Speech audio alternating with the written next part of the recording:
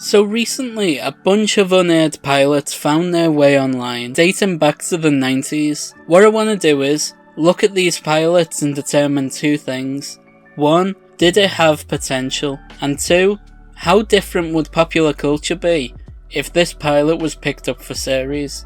Today we're opening up the pilot vault and looking at the pilot for a show called Tickets Please, a 1988 unsold sitcom pilot, focusing on the patrons of a bar car on one of New York City's commuter railways. First off, I had no idea bar cars were a thing, but apparently they were, and the last ones closed down a few years back. I don't know why, bar cars sound like a fantastic idea, but that might just be because I'm a teetotal alcoholic. So there's a part of my mind that still goes, anything plus alcohol is the best thing ever. The premise of this show makes me think that this was essentially Cheers on a train, and Cheers ran for 13 seasons. 13 seasons of bar stories. So how was this show going to tell new stories? Well, I guess we'll see. Now, this pilot was aired. It was shown on the CBS Summer Playhouse, otherwise known as the Failure Theatre, where they would air all the unsold TV pilots that they had, in an attempt to get a bit of money back from them. So we start this pilot with the theme music, and wow, it's dreadful. They replaced the iconic theme music of Cheers with music from what essentially sounds like a corporate training video. It is so 80s it hurts. You know what, it sounds a bit like the intro for Alf, doesn't it?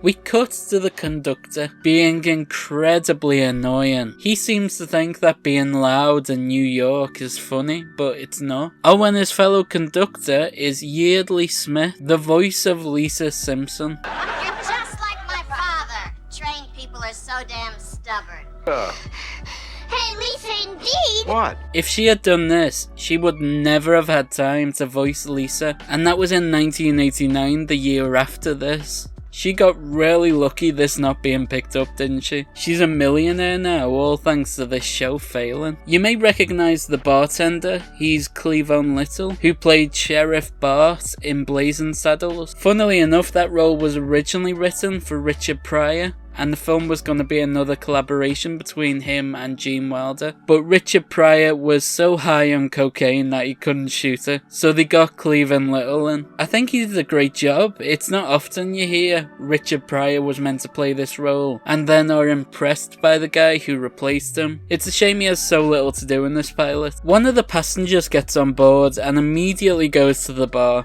despite, you know, it being in the middle of the day. He's complaining about how his wife, well, it doesn't really matter, does it? His wife just exists, and that apparently is enough to complain about. Typical boomer humour. I'll tell you what, between Yeardley Smith's awful squeaky voice and the conductor's annoying behaviour, I'm getting a headache. This is definitely not the intention of the show. Aren't sitcoms meant to make you want to be there with the characters? Like, you're meant to want to be part of that world, but this show just makes me want to get off at the next stop. Bill Macy gets on board. He doesn't really have much to do in this. He plays an exterminator. You may recognise him. He played Walter, the husband on Maude, and was one of the original cast members of Oh Calcutta on Broadway. Brilliant actor who is completely wasted in this. The bartender figures out that one of the passengers has been fired, but he's hiding it. He's still going about his commute every day. The bartender has found the fired guy's checkbook and he wants to return it to him, while also asking why he's still getting the train if he's no longer working. Look how annoying this conductor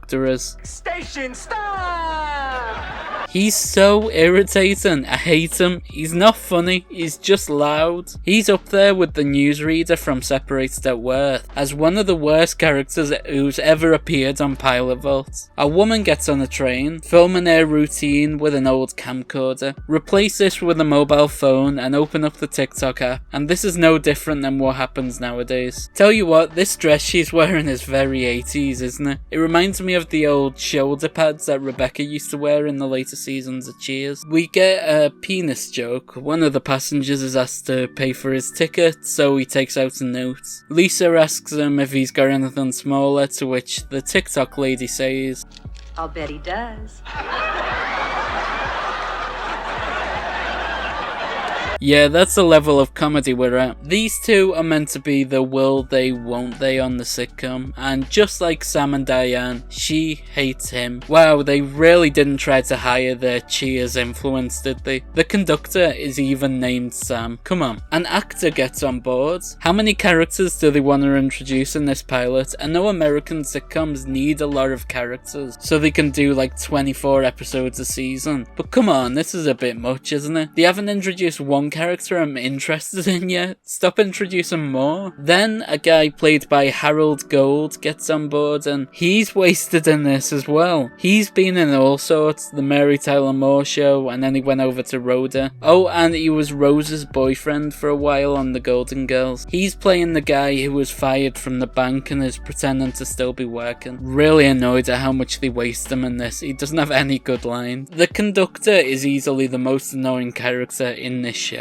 So what do? They give him a microphone so he can be even louder while he's being annoying. Station is Hollyville!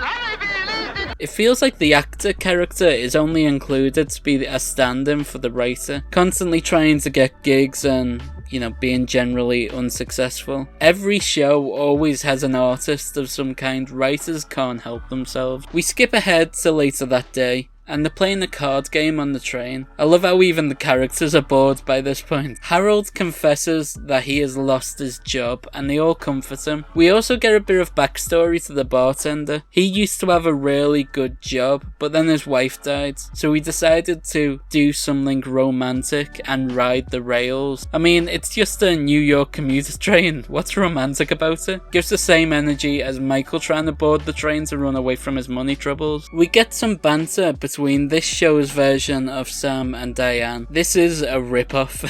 There's no two ways about it. It's no wonder this failed. Do you reckon that when they was pitching it, they tried desperately to not say the word Cheers? And the people at the network just kept going, oh, so it's like Cheers? And they're like, no, it's different. It's very different. The guy who plays the Sam-like character is married. Imagine if in Cheers, Sam had been married, but still flirted and attempted to get Diane. It wouldn't work, and it doesn't work in this. And God, his hairline is as dead as the bartender's wife. Sorry, too far. This woman has two character notes. The first being, be the Diane to that guy next to her, and the other is talk about how bad a mother I feel. The characters all discuss how crappy their lives are in an attempt to make Harold feel better. Harold then announces he's gonna go home and tell his wife that he was fired, and tells the actor, whose name is Ginger, to take his place at the table, like it's some big honour. All they're doing is sitting there at a table and playing some poker to pass the time. She doesn't need your permission to sit at your chair. You don't own that seat. It's a train. The bartender then gives everyone some shots on the house. Wow, what a terrible bartender. Surely that doesn't make any sense to just give out free drinks. He needs to be fired. That's not how you run a business. In the credits, I noticed Bill Dial's name, credited as the executive producer of this. I'm pretty sure he's the guy who made Sliders. I could be remembering that wrong. That was a far better show than this one. See, I think one of the big problems with this pilot was that for obvious reasons, they had to rock the set back and forth a little to make it, you know, look like the train was moving. Surely that's just asking for A, production problems, and B, to make everyone feel sick, both in front of and behind the camera. By the end of a week of shooting, I bet it was a relief that this wasn't picked up. Imagine dealing with that every day. That's worse than a commute. The episode ends with Lisa Simpson saying the name of the show. Personally, I would have preferred it if she said, "Where are we? Some sort of tickets, please." I feel like that would have been a lot more natural. Honestly, I'm not a big fan of the title. I saw a YouTube comment suggest that a better name for this show might have been All Aboard, and if you called it that, you could set scenes on the platform at the station as well as the train. I don't know, I just feel like that would have been better. I do get the impression that this is an example of the premise coming before the characters. Like, they clearly really wanted a sitcom set on a bar car, and then figured out some characters later on. It's really clear that's what they did, and it doesn't half suffer from it. So where does this pilot rank among the other unaired pilots we've spoken about? Well, it wasn't good. So the question is, was it mid or worse than that? You know what, I'm gonna say this was worse than mid. Don't get me wrong, I enjoyed it just fine, but the conductor character was super annoying, and his character really did knock this down a lot. Not to mention, seeing how much this pilot wasted so much talent. There were a lot of funny people attached to this show, and none of them had anything decent to work with. The script was really poorly written, so I'm gonna stick this in front of Nice Girls Don't Get the Corner Office. Right, are there any other unaired pilots or aired pilots you want me to take a look at? Let me know in the comments. And subscribe, help us get to 4K. Right, I'll let you go. Bye.